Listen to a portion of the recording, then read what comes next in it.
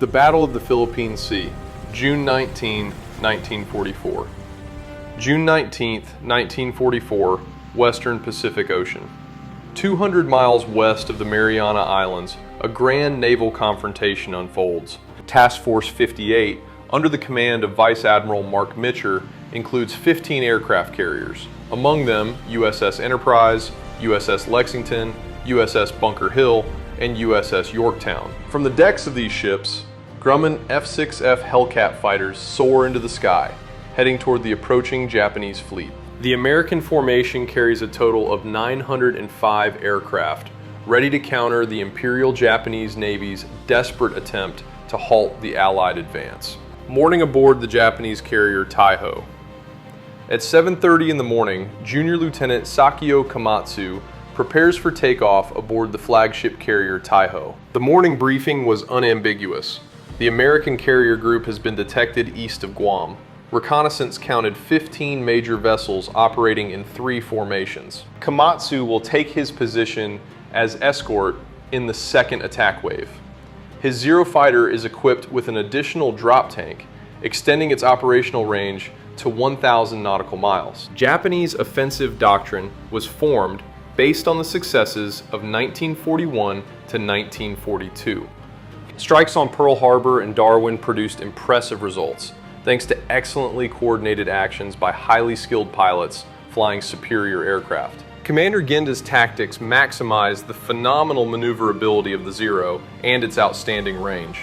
The concept was based on the Zero's ability to outmaneuver any enemy fighter in aerial combat while maintaining an advantage in flight duration.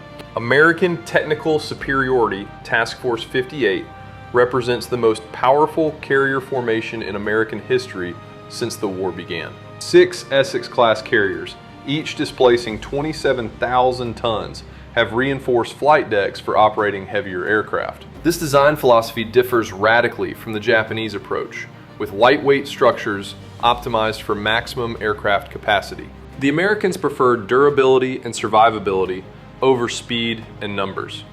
The F6FHellcat fighter appeared in late 1943 as a direct response to combat experience with the Zero. Grumman engineers created this aircraft specifically to counter Japanese fighters.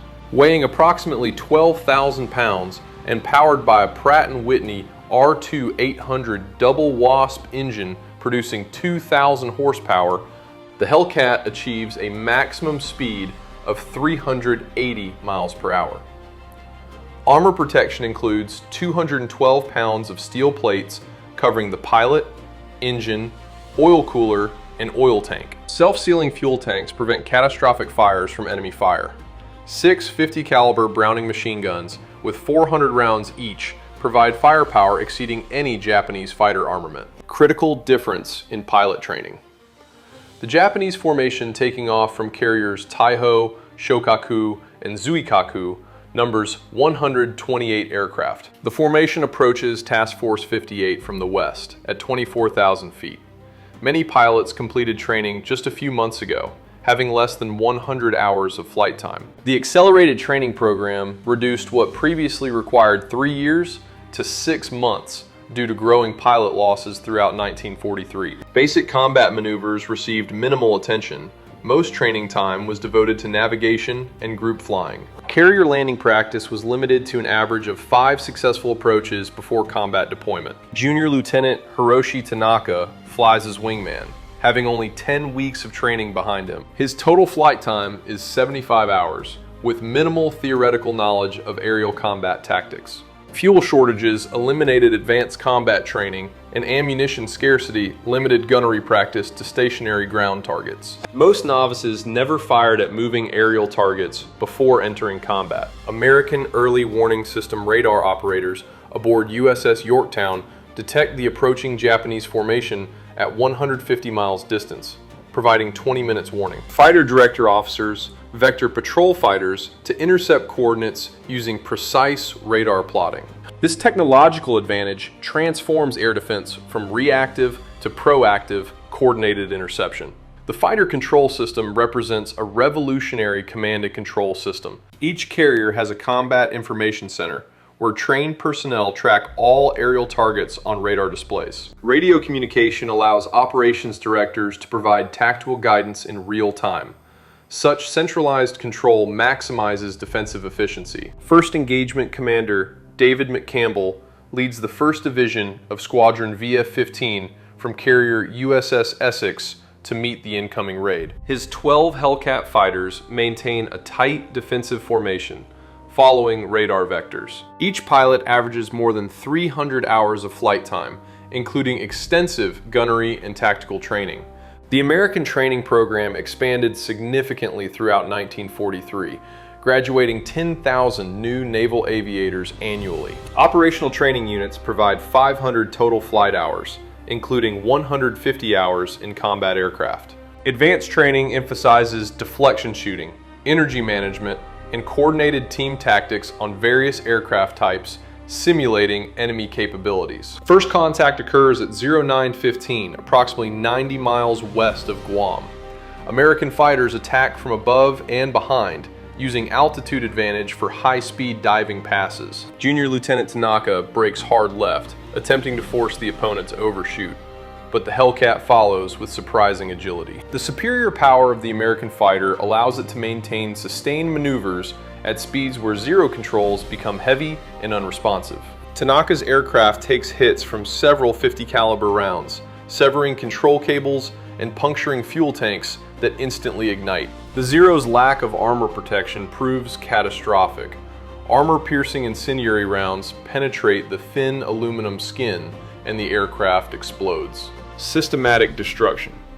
Commander McCampbell's division conducts coordinated slashing attacks against Japanese formations, using superior speed and firepower. Hellcats dive from 28,000 feet, reaching speeds of 450 miles per hour in attack runs, then climb back to altitude. This energy-based tactical approach neutralizes the Zero's maneuverability advantage while exploiting its deficiencies in high-speed handling. Japanese pilots attempt to employ traditional methods and initiate turning fights, but cannot force the Americans into prolonged aerial engagements. Each Hellcat pilot maintains strict energy discipline, refusing low-speed maneuvering combat where the Zero excels. The first encounter ends with heavy Japanese losses.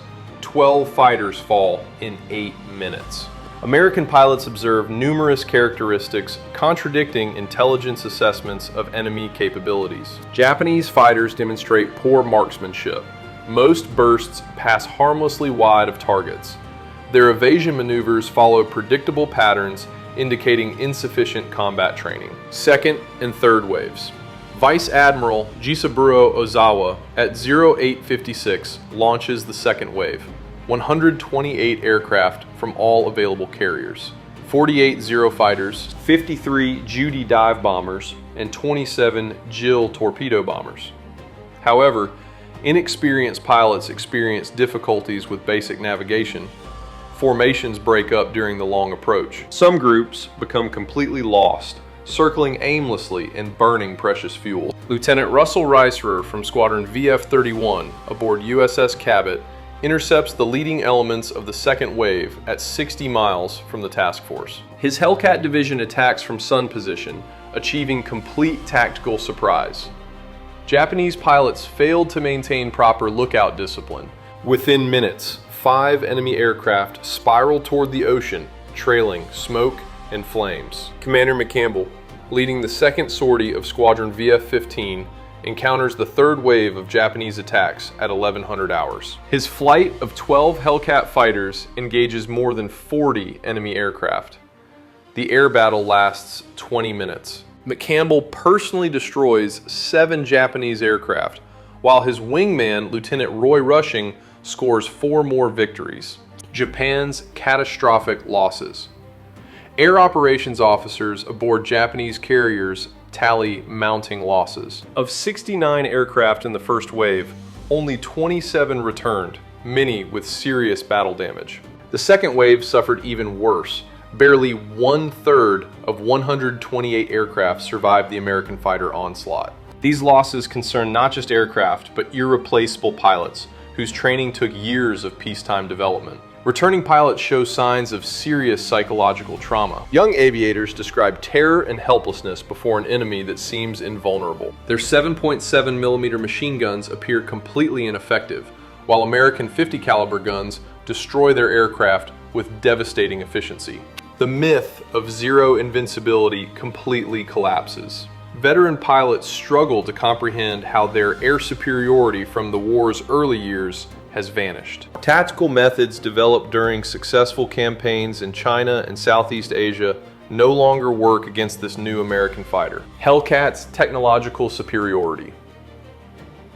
The F6F Hellcat's superiority derives from comprehensive design advantages. The Pratt & Whitney R2-800 double WASP engine produces 2,000 horsepower, nearly double the 1,130 horsepower Sakai 21 engine in the Zero. This power advantage provides superior rate of climb, acceleration, and high altitude performance.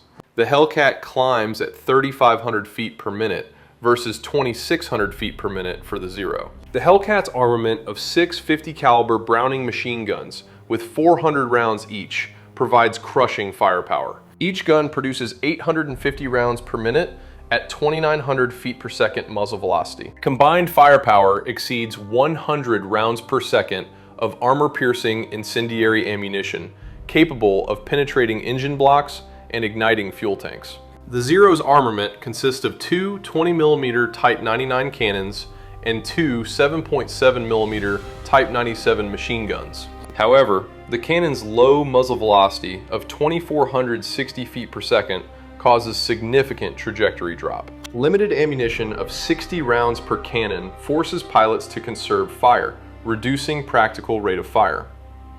Radar advantage. American radar technology provides decisive tactical advantages. The SK Air Search radar detects aircraft at 100 miles range, while the SM height finding radar determines altitude within 500 feet accuracy. Information flows to combat information centers, where trained officers plot all contacts on vertical status boards. Japanese carriers lack effective radar systems. Most vessels rely on visual observation. The Type 21 Air Search radar installed on some carriers provides only 60 miles detection range with low reliability and frequent false contacts. Training disparity. By late 1944, a new Japanese pilot completes training with only 40 hours flight time, while his American counterpart has a minimum of 525 hours. American pilots undergo extensive gunnery training, using gun cameras to record results during simulated combat. Operational training units provide realistic combat preparation with experienced instructors rotating from frontline squadrons. Japanese replacement pilots average only 100 hours total flight time with minimal combat training. Fuel shortages force reliance on ground instruction. Most pilots never fire at aerial targets before entering combat. Battle outcome. By 1430, American search aircraft locate the Japanese fleet 275 miles west-northwest of Task Force 58. Admiral Mitcher launches a maximum effort strike, 216 aircraft including 85 Hellcat fighters. The American strike catches Japanese carriers virtually defenseless. Of more than 400 fighters available that morning, only 35 remain combat capable. Hellcat fighters sweep aside token resistance, while dive bombers and torpedo bombers attack without substantial opposition. Carrier Hio sinks after multiple torpedo hits, while Zuikaku and Chiyoda suffer serious damage. Final figures show catastrophic scale of Japanese defeat. 445 aircraft destroyed, including 395 carrier aircraft and approximately 50 land-based. American losses totaled 123 aircraft, of which 80 were lost to operational accidents rather than enemy action. Only 43 American aircraft were shot down by Japanese fighters in anti-aircraft fire over 2 days. The 10-to-1 exchange ratio exceeds all previous carrier battles. More importantly, Japan loses over 400 pilots, including recalled instructors from training units. This represents the last reserve of experienced naval aviators. Strategic implications. The Battle of the Philippine Sea demonstrates that technological superiority combined with superior training can completely neutralize an opponent's tactical doctrine. Japanese naval aviation, built on superior aircraft and highly skilled pilots, achieved decisive victories in 1941 to 1942. The Zero fighter dominated all opponents through exceptional maneuverability and range. The Hellcat's appearance completely changes this dynamic. American designers accepted weight penalties for armor and self-sealing fuel tanks, creating an aircraft that survives damage, instantly destroying Zeros. The powerful engine provided power reserves, allowing pilots to dictate engagement terms. Massed 50 caliber gunfire overwhelmed Japanese airframes designed for minimum weight. The Hellcat fighter showed the best kill ratio among all American fighters. 5,223 confirmed victories against 270 losses in aerial combat. The 19-to-1 ratio exceeds all other types while accounting for 75% of all naval aviation victories. Japanese naval aviation never recovered from the Marianas catastrophe. Institutional knowledge accumulated over decades of development vanishes in one day of combat. The Zero fighter, symbolizing Japanese aviation supremacy, becomes synonymous with obsolescence and vulnerability. The Great Marianas Turkey Shoot entered aviation history as a demonstration of American air superiority through systematic advantages in training, technology, and tactical doctrine. The battle proves that modern warfare elevates industrial capacity and scientific progress over martial traditions and spiritual determination.